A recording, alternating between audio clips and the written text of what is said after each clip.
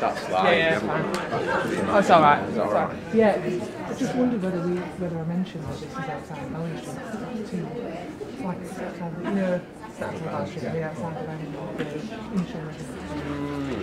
I don't think the audience will worry much about that. No. Something from the SS3 too. Yeah. Right. So the output from the MIT, the vast majority of earlier. And I am right there.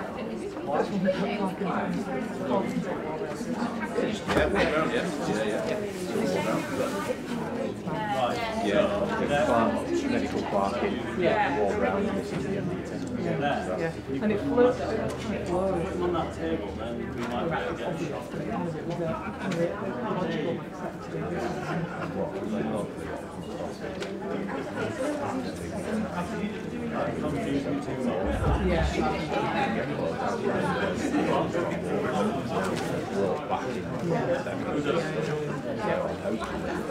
About on a cheeky little angle like that.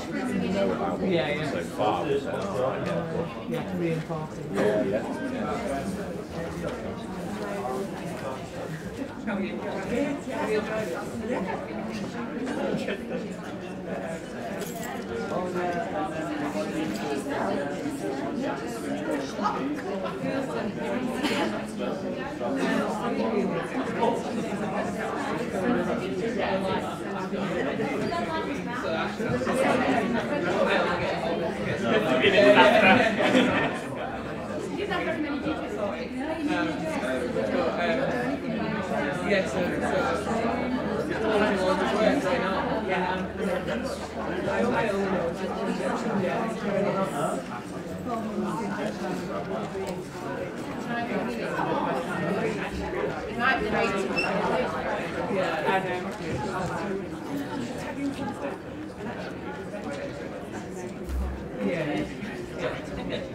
How you doing?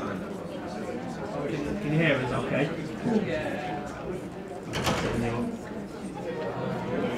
Okay, yeah, perfect. So, you are on the table right in front of everybody can see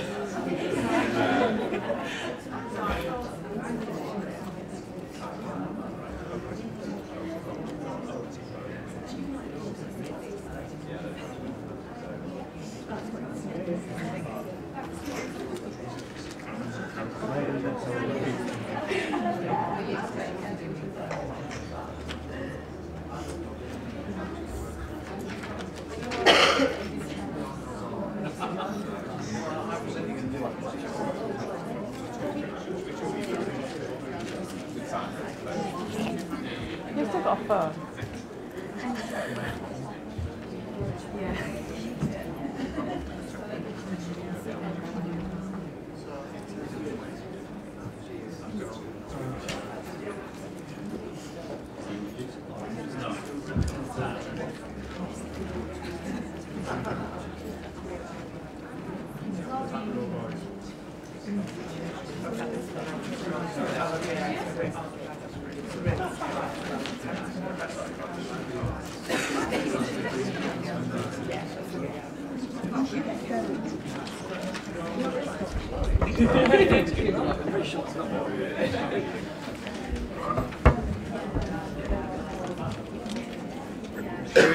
Should we make a start then?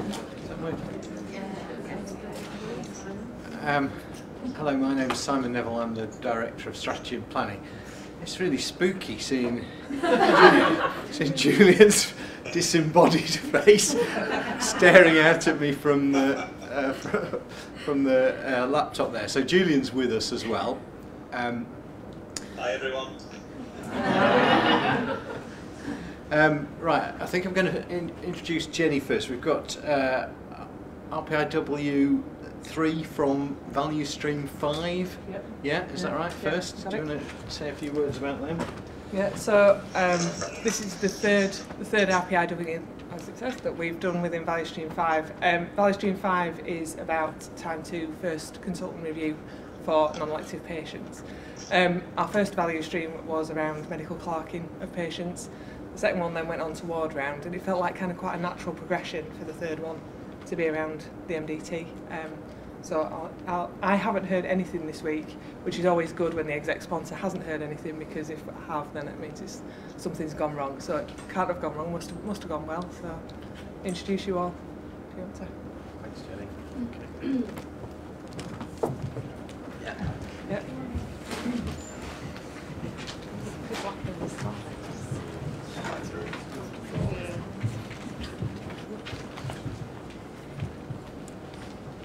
Hello, my name's Jimmy Parvin. I'm the workshop leader for this RPIW, which, as you've heard, is about the MDT on the acute floor. So our project form describes the current state for the MDT process.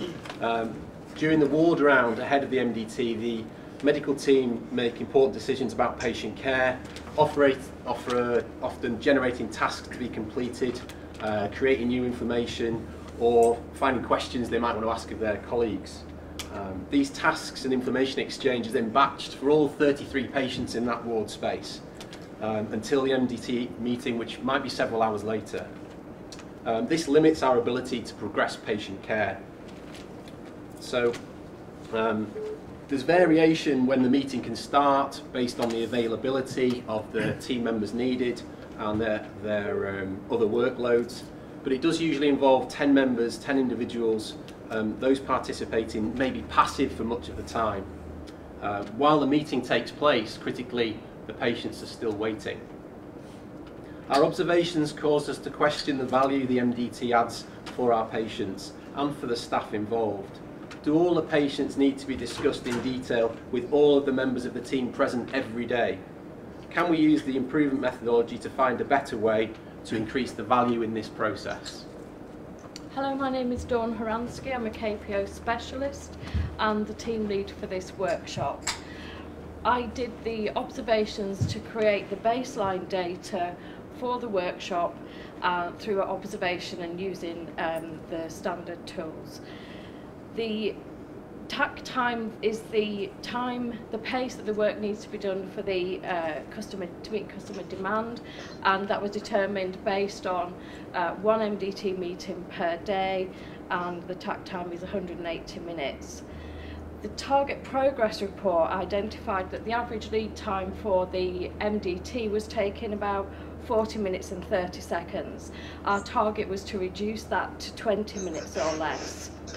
In terms of quality standards and defects, we established that the estimated date of discharge was not on the patient record by the MDT in 37% of the times.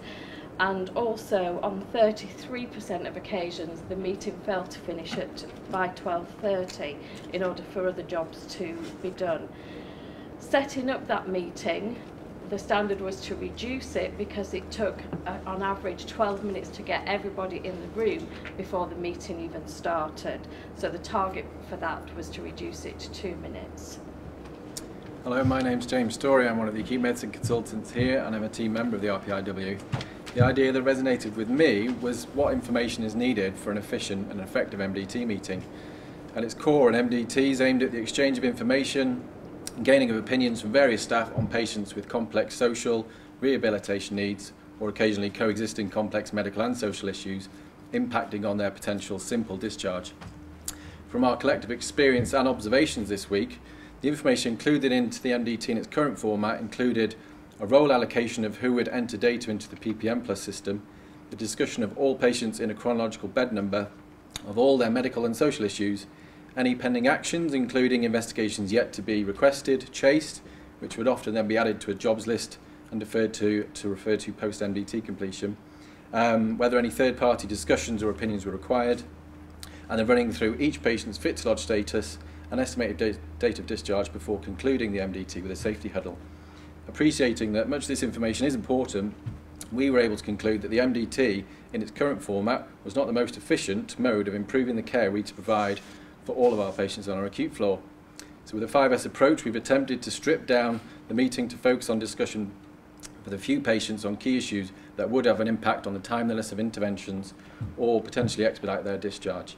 My reflection on the week has been recognise the importance of a robust setup of the day, ensuring senior-led patient reviews with accompanying juniors, to ensure task completions, PPM plus data entry, and hopefully the exchange of learning, maintaining the progress of the morning ward round and reducing the repetition of information exchange is key to maximising both the staff efficiency and avoiding unnecessary delays to all aspects of the patient journey. Hello, my name is Zoe Berry. I'm a discharge facilitator within the early discharge assessment team, and I'm a nurse by background, and I'm a team member for this RPIW. The idea I was most interested in was a review of the roles needed in the multidisciplinary team. Often too many people are in one place for a protracted amount of time. I wanted to try and reduce the people and time in the MDT to enable them to complete tasks earlier in the day. Generally 10 people on average are in the MDT, varying in disciplines, for an average time of about 40 minutes. So with trialling jobs being done during the ward round meant that there were eventually only 8 people in the debrief meeting, which is when the MDT would have happened, and for a time of only 7 minutes. It was felt that discussion about complex elderly and complex acute medical patients would be better done with the appropriate consultant. At the end of the morning, the medic and the nurse in charge reported that all patients had been seen and most of the jobs had been done by the time of the debrief. I came into this thinking I was an advocate for MDT, and I still believe there's a role for complex elderly and frail patients, but feel it could be done in a smarter way, and I feel this process is more achievable for Gen Med patients. Hello, my name is Alison Cameron, and I'm a business manager in urgent care and a team member in this RPIW. I've never actually observed an MDT before, and the key observation that I had of the process was the lack of organisation and coordination in conducting the ward round, which then impacted on the MDT starting. Confusion as to how many patients were left to be seen, where people were, and time spent waiting for colleagues delayed the start of the MDT that I observed by approximately 40 minutes. As I saw it, the process lacked planning and a visual guide to track progress of the ward round. After much persuasion, drawings, and debate, this led to the creation of the MPM, the multi-purpose map. This is essentially a map of the ward.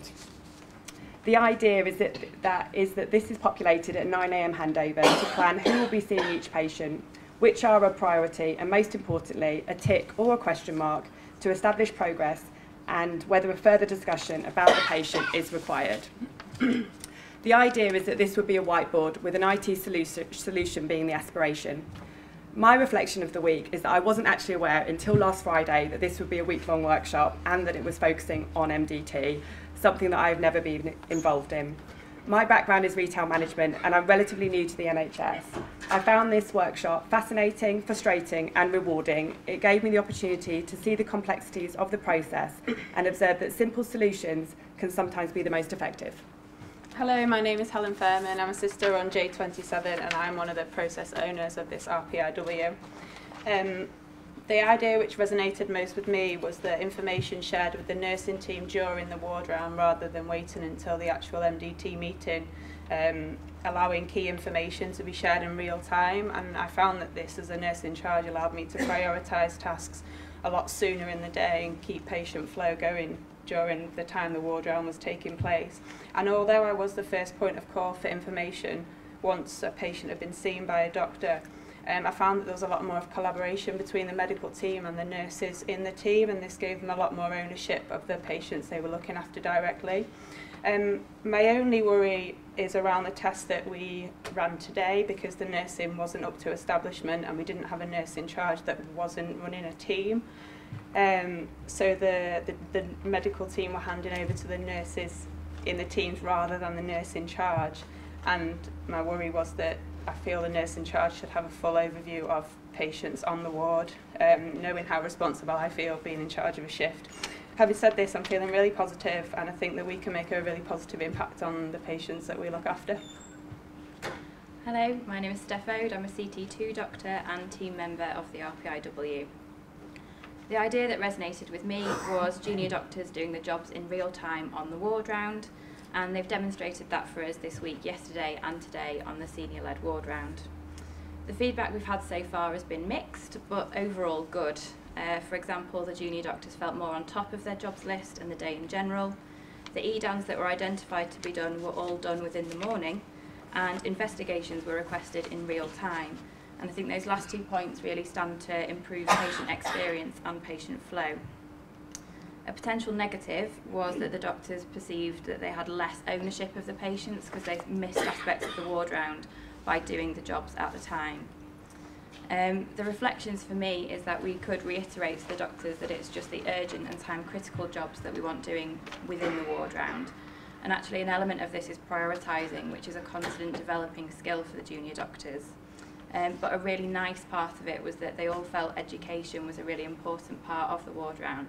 And I think the new setup provides a lot of scope for that to happen.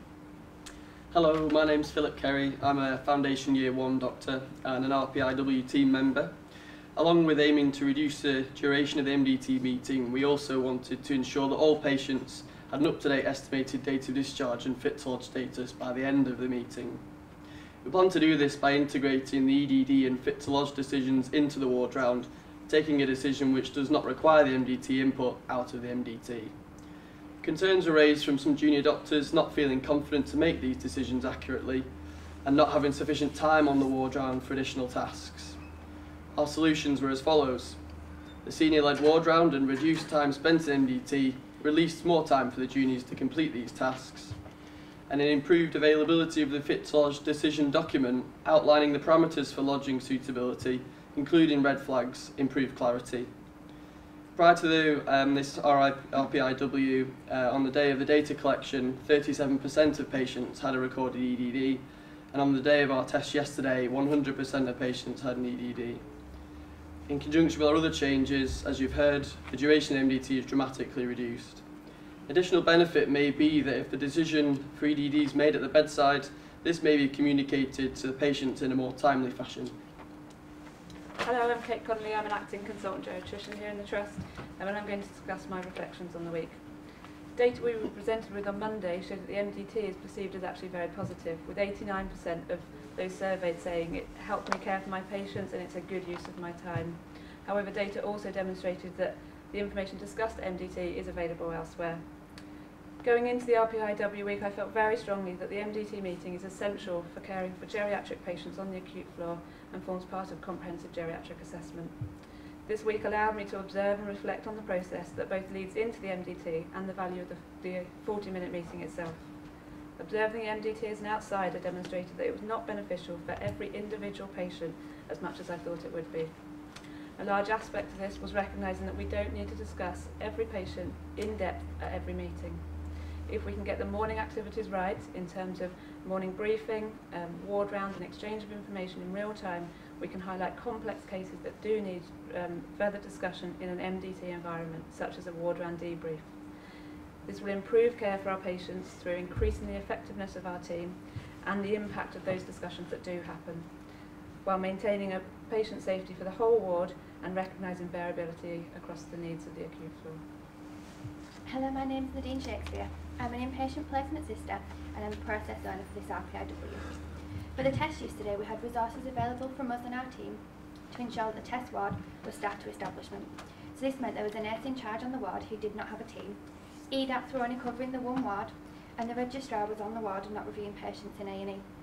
This is something that we're not able to do today, and so we've asked the ward to try this again today and then see on their feedback how it works, and if we then need to look at something that we can change so that it does work when the ward is not staffed to establishment.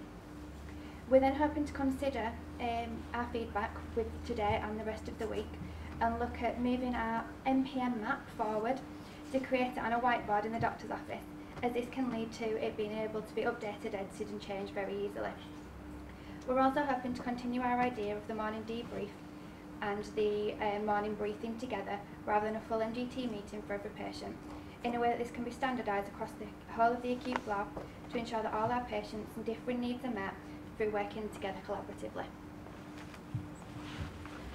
And as you've heard from the team, we have managed to improve on those targets. We have achieved the mini MDT in 7 minutes and 30 seconds, which is a great improvement. Let's see the results. Standard work in progress is 1. We've reduced the number of patients that we see from 33 that we discussed, to 5. And in terms of those quality defects, where we were getting 27 and 37% defect rate, those have been reduced to 0. Most significantly, the productivity gain of having people, all those people in that room at the same time for that period of time on a Monday to Friday basis, we timed it, we've gone from 0.78 full-time equivalent to 0.12 full-time equivalent. That's a significant resource. And the setup reduction, as we discussed, from 12 minutes to 1 minute 35 seconds. And it's been a privilege to work with these teams. This team. Thanks, Dawn. So key learning, you heard from Kate the value of watching the process without being in the process. Helps you to see the waste first of all, and then you need a bit of time to think differently. And as Dawn said, these guys are really pushed to not accept a little bit of a change, but to really go for it. So change is hard, and we've got to be brave. So well done. And we've got a challenge with strong leadership here now. This has proved the art of the possible, but what happens Monday? And that's going to take some people in this room backing this team. Thanks very much. That's our report out. Home team. And thank you very much.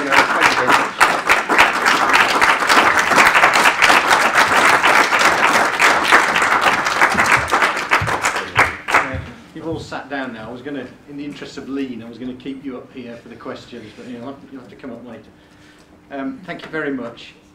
So we move on to the next presentation, which I think is Karen and Rob. Are you there?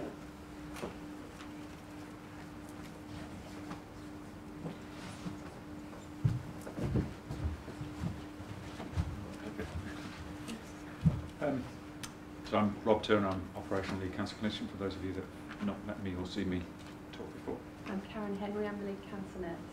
So cancer teams took on MDT working and MDT meetings about a decade, actually more like 15 years ago. So we've a long history of running MDT meetings and can see all the efficiencies. But over that time, there's actually been the capacity or been the facility to generate inbuilt inefficiencies into these long-standing meetings. So we both separately, through the Lead for Leaders program that we're just coming to the end of, have looked at several different aspects around the MDT meeting structures and the decisions that they deliver. The problem in essence is that because more cancer is being suspected and more cancer is being diagnosed, the volumes and the workloads coming through are very great. At any given time across the city, we've got 2,500 patients on a suspected cancer or actual cancer treatment pathway, and that's just the new patients, irrespective of the relapses and those people that we're helping to live with their disease. And that means increasing numbers of MDT meeting discussions. We need to make sure that each of those is efficient and effective and needs to be there. The information requirements are going up, but it's not always available because we're a tertiary referral centre from across the whole of the West Yorkshire and Harrogate Cancer Alliance and even more wider afield. And we'd also picked up, because the lead cancer team, of which we're both part, supervise the MDT coordinators and trackers, we'd picked up some sense both from them and the clinicians that not all members of the MDT felt that they actually had a voice in the meetings themselves, which suggested that there was an indication to change. Learning from Lean for Leaders and from the Toyota principles and the VM principles, it was felt that the MDT coordinators needed an ability to be able to stop the line when information was missing, but we recognised that they didn't have that. We knew from cancer peer review metrics that we didn't have good quality data around choracy, so to be able to report all of those people that needed to be in the room, and that was around communication. And that actually the MDT discussion, although the meetings were lasting several hours, such was the volumes, was that the meetings and the discussions around an individual case was down to a number of minutes, or in the case of the sarcoma MDT, around 50 seconds per case, which didn't seem to fit with the quality of the discussion that we actually were hoping to look at, and we wanted to look at the noise that was being generated. So we ran 3 workshops with MDT coordinators, looking at some of the creativity and innovation tools, working around some of the problems lists and the opportunities and challenges that they'd come up with or that they'd identified. There's a lack of clarity around their job role. Many of the coordinators particularly found the pressure of live typing the meeting outcomes during the meeting in front of teams of consultants and senior and specialist nurses very pressurising and uncomfortable, given that many of them are only band 3s and band 4s with no medical training. Around the room, people couldn't hear what was being said, but didn't feel confident enough to say, well, I don't follow, I didn't hear, I don't know what the next step is. And we were also clear that referrers into the MDT meeting weren't completing all the necessary pro formas, and that was extra work in the background because of a failure of pre-setup for the meeting, the inability to stop the line. Cases were being discussed that then had to be rediscussed, so there were lots of wastes and inefficiencies identified in that. There were some quick fixes for those coordinators that didn't want to live type. They don't need to live type anymore, that role's been taken on by somebody else. We've tried to break down the hierarchies within the room rather than have the coordinators sat over here behind the terminals and the consultants and medical and nursing team sat over here. We've moved some of the MDT, we've moved some of the clinicians in to sit along with the MDT coordinators, so we're operating a buddy system, and that we're working toward a mandatory field pro forma and a zero tolerance policy to missing information. That's partly been aided by some work going on with PPM plus e-forms, which will allow us to do that. That's work in progress. And actually some changes in cancer waiting times performance around in provider transfers allows us to stop the line and make it clear that it's the responsibilities of the referrers that needs to bring that through. You would keep talking. I wasn't talking, but it's your turn. So as Rob said, we've got a real problem with knowing who's in the room and accurately recording who's in the room. So we've got multiple systems for doing that, so people can sign in, which quite often fail to do, or the coordinator can tick people off as they walk in the room. But often we've got one pathologist covering for someone else, so they're not recognisable, or a coordinator's covering for the regular coordinator for that meeting and they just don't recognise everyone who walks in.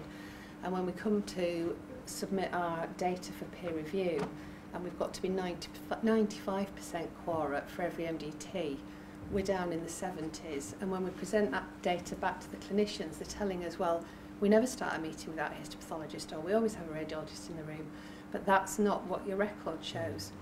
So, on the back of me sitting in a number of the urology meetings and doing some observations, I fed back my observations to one of the renal surgeons who sat there and said, well, do you know what we do in surgery? Before we start the surgery, we have this safer surgery checklist, and everybody in the theatre introduces themselves. Why don't we do that in the MDT? Because if everybody introduced themselves, the coordinator would know who was there. And in terms of some of the other work we'd done around people not feeling like they had a voice and trying to get some respectful behaviour going on in the room, that felt like a really nice way of everybody being on an equal footing.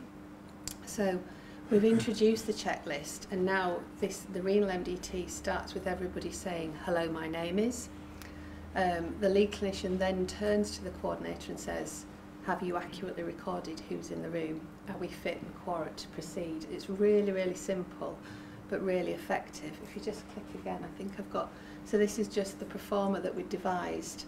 If the meeting, I sat in one a couple of weeks ago, it wasn't quorate, but they were able to say, well, we haven't got a histopathologist, shall we just do all our radiology only cases? So we could move on, but know that we were waiting for a histopathologist. They also check that they've got all the radiology and pathology for everyone who's on the list, because if they haven't, then they can make a quick decision about not discussing that patient and save that bit of time.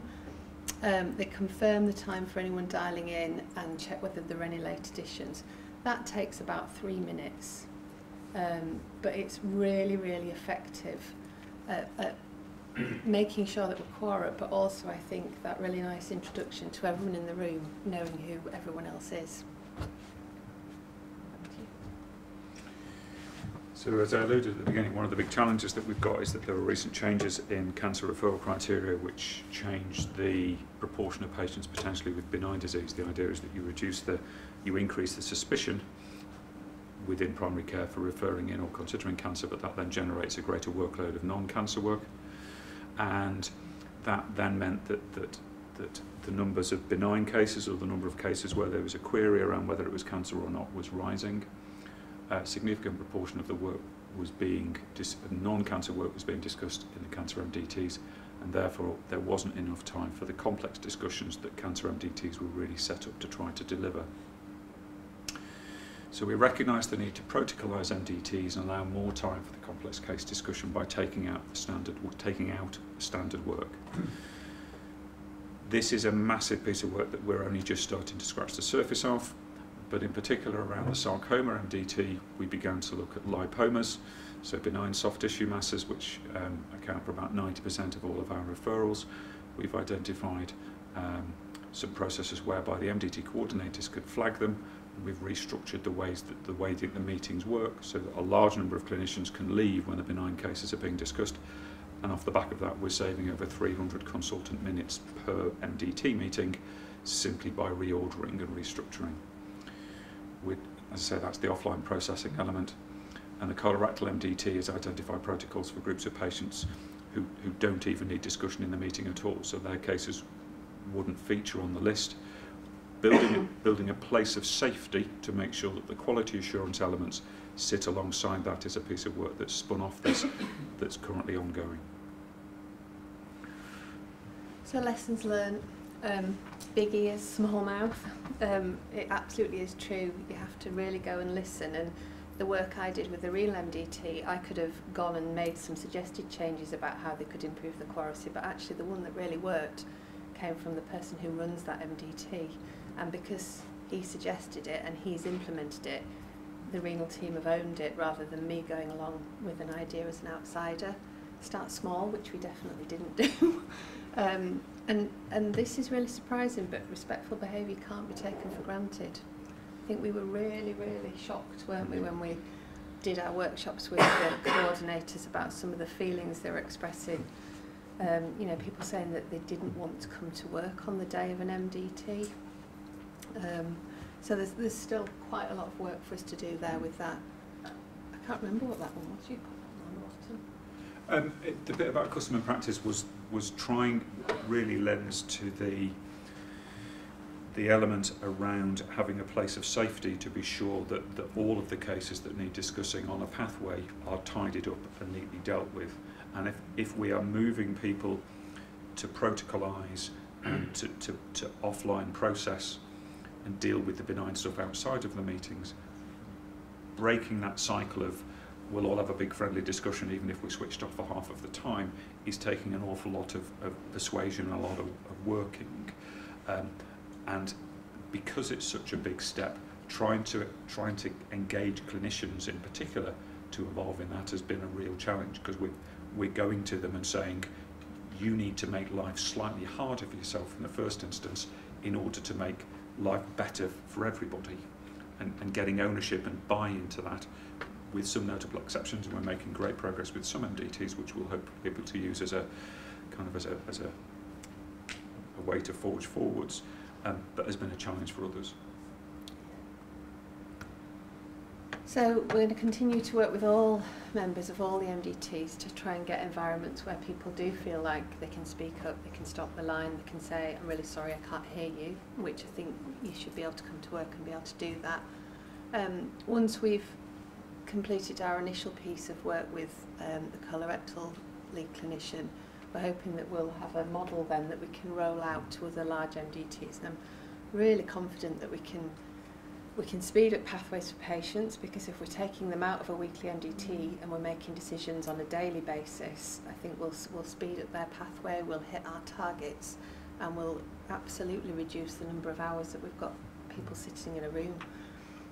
We want to roll out the Safer MDT practice checklist to all of the cancer MDTs. Again, a little bit of resistance there, but we've got some people keen to go with that.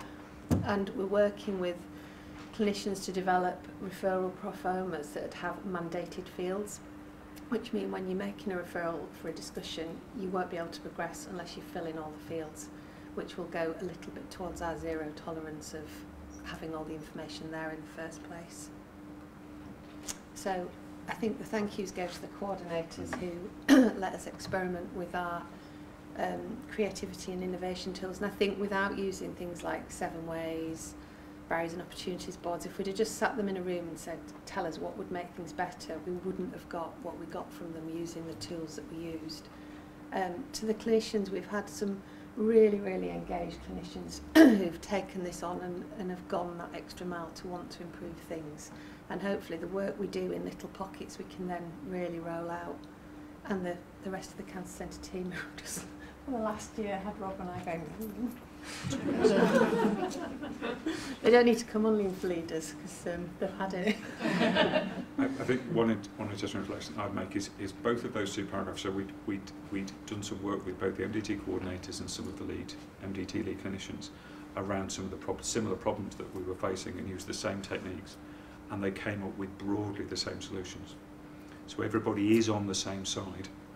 It's just they're not communicating in quite the right way at the moment. Good.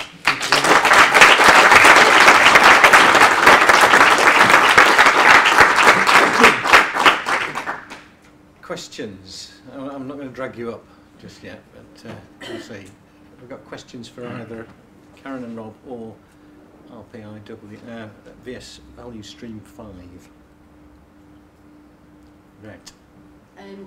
Well, congratulations to both teams, because you've done a really great job, and you know, they're culturally very difficult issues that you've tackled. So I've got a question for each team really, but starting with the acute medicine team, I know that the ward rounds are long, and that the opportunity to actually just have a cup of coffee and a sit down might be one of the things that MDTs are also used for. And I just wondered, I know you've only had an opportunity to test it out twice, but can I ask if the ward teams did get a cup of coffee that morning at some point, and what did it feel like for the people who obviously had a much shorter MDT, and we could say as a trust that's really productive use of people's time, but acknowledge that actually people do need a little bit of a break as well. I feel some of that because, yeah, there was one of the things that we were very conscious about is that most clinicians and all members of the acute floor crave caffeine and sugar at their intervals, which is important, and we felt it was an important team building exercise and a learning opportunity. When we observed it, we didn't think it was as beneficial in all those parameters as perhaps we first perceived. I think as how the team that actually did that this week, I'll sort of defer until we actually analyse their data a little bit more. I didn't think I heard too much in the way of bad, but what we certainly do, or I certainly have taken from this, is we don't pretend to have it cracked now, and there are still some sort of improvements that we can build on from here that includes that thinking time, team building time, caffeine time, and all those sort of things. And hopefully over the next 85 days we can continue to sort of focus on those so that we don't make gains in some areas at the expense of other softer things potentially. Yeah, anybody else in the team want to comment on that? So I agree, yeah, I came into this thinking I worked on Ward 28 for 6 months, and I'm now a geriatrician because I have coffee and cake every day for 6 months as an SHO, and I do think that's a really important part of the team working on these wards. But there is something, a reflection of, can that be done at a different point in the day, and do you need everyone present for all of that meeting? And I think that's probably what this has shown actually. There is something about building some of that idea back in, and not eliminating it completely, but in the right way and for the right period of time. I'd heard, would you prefer a coffee or a lunch break? Yeah. And actually they'd prefer to finish everything earlier and have an actual lunch break off the ward area. Okay. Okay, what was your second question?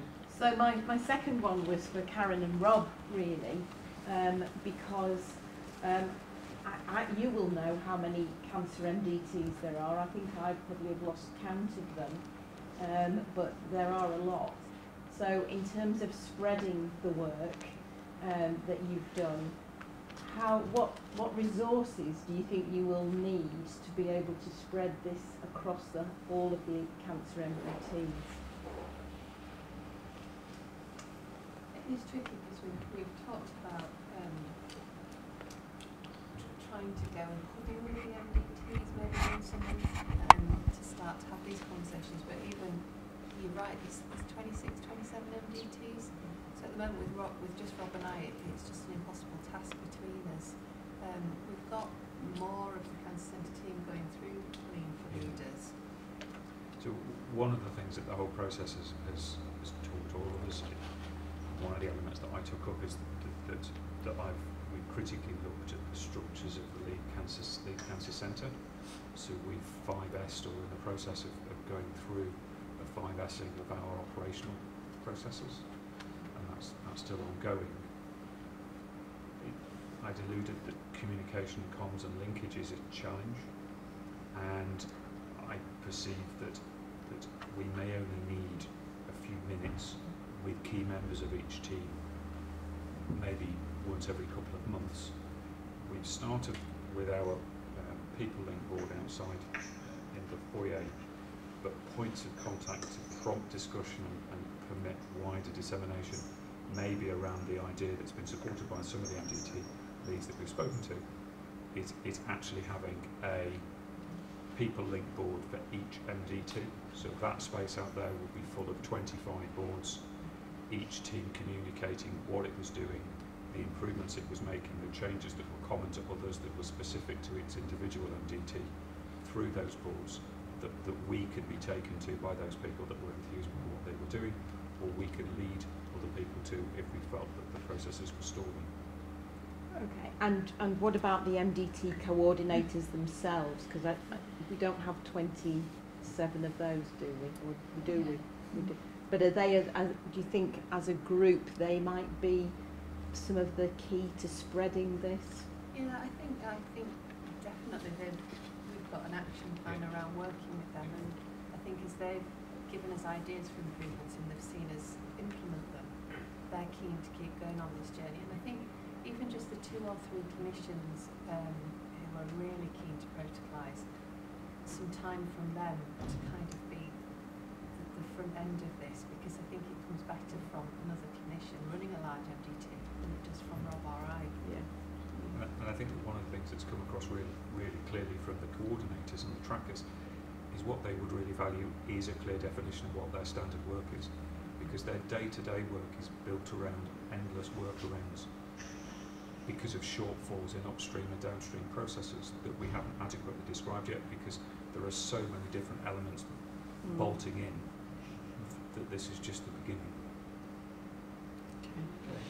Joe, did you have a question? It's nearly a commendation rather than a question. There was an event last week where Mike West was speaking, and he said that improvement starts with moments of honesty about what we're not getting right. Now, it sounds like stating the obvious once you say it out loud, but it was the comment today about we took a default position that will be a respectful sort of set of behaviours, and that wasn't the default position, and I think that would largely be applicable to most of this work.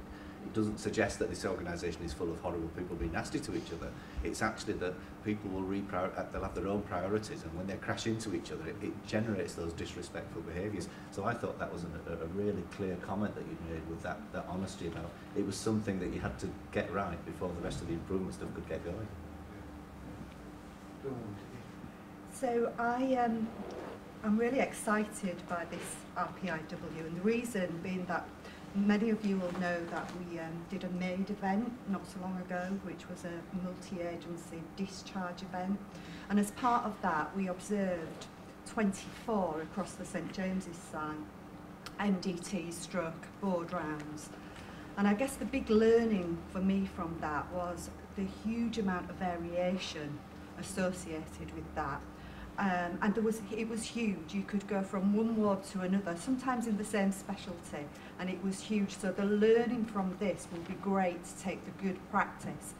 What I'd also say, which links into the presentation by yourselves, is that what's really important about the ward MDT as well is the respectful behaviours. So there were people in that ward MDT that at the end would say, I had lots of information associated with that particular patient, but no one ever asked me my view or my opinion on that. And I think actually these two dovetailing into each other with that would give us that really good and useful discussion that we need about patient and how we move patients on their pathway. Absolutely. One last question. I just want to well, a bit of a question really, but thank you for all that hard work that's gone in. And I know there's some of the home team around, and just sort of reflecting on the comment that you made, Helen, about worrying about the sustainability of it with the level of staffing that we've got. From the day and a half we've had, do you think it's sustainable? Do you think it's something that we can maintain? Yeah, absolutely. So we did it today, and we had Emily, who was the nurse in charge, but she was looking after the first bay as well. We didn't have a registrar, so we went away from having a registrar and 2 consultants seeing all the patients to having 2 consultants and the junior docs and the advanced practitioners seeing them. But absolutely NPM. The NPM. Yeah. Don't forget that in front of Alison.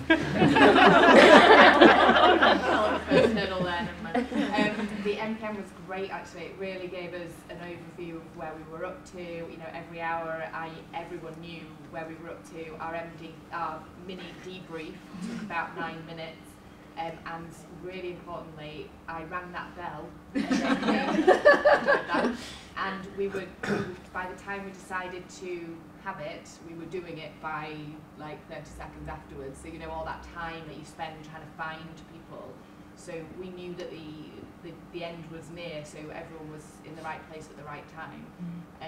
So yeah, even without establishment of staff in nursing and medical, I think it went really well today. Obviously, you know, I kind of was rushing here, and I'll go back and speak to the team more in depth about how they felt. But because we finished at, you know, a lot of the time on J27 we'd be finished at between 1 and 2 p.m. and the guys wouldn't have lunch until 4 or something ridiculous.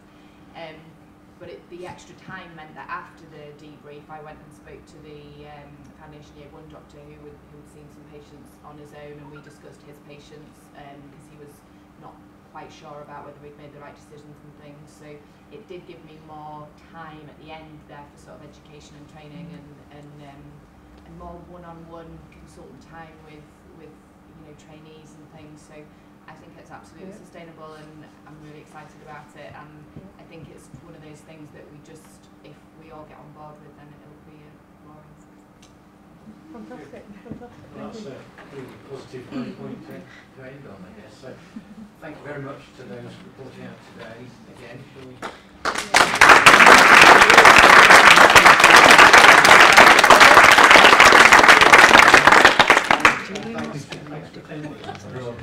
Julian wants to take that. Go on, Julian. You can. Can you hear me? Yes. Okay.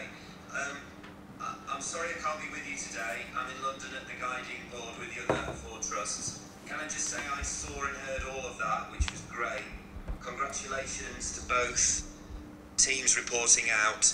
Really impressive to see the gains in the acute medicine work on setup, the mini MDT, the productivity gains, and oh, the lights have gone. NHS improvement have obviously run out of. But I wanted just to say it's really good. It's really good to see Steph, Philip, you know, doctors in training getting involved in the improvement work. We see it more and more, and it does make a big difference to ensuring we work on the vision we've set out for junior doctors. And congratulations to all of you. It's a shining example, I think, of collaboration.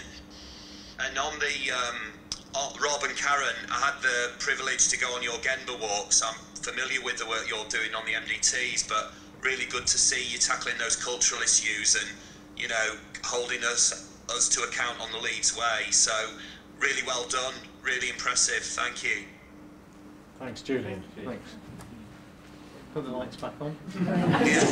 Okay, thank you. Thanks, everyone.